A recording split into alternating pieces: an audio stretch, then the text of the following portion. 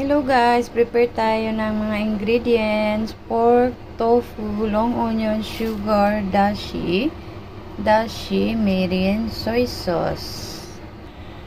Prituhin natin yung pork. Tumatalsik pa. Yan. Gawa tayo ng nikujudon. Nikujudon is pork and udon.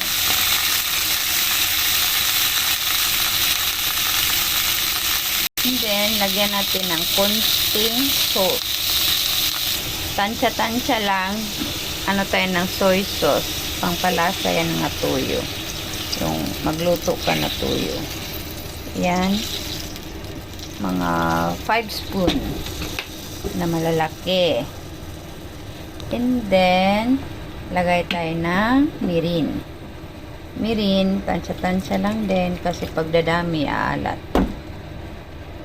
And then, maglagay tayo ng tubig. 300 cups.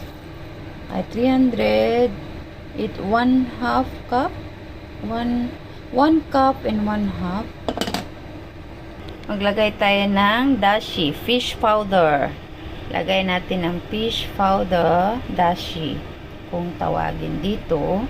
And then, pakuluan lang natin. Tapos, lagay natin yung tofu at saka long onion. Lagay tayo ng konting salt. 2 spoon.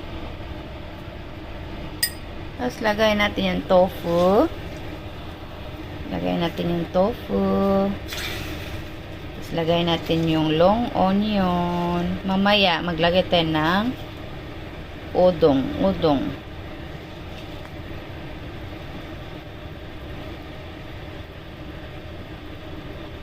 Ayan guys, pakuluan lang natin. Tapos, finished product na yung last natin, yung udong. Ilagay natin dyan. Thank you guys. Thank you for watching. God bless.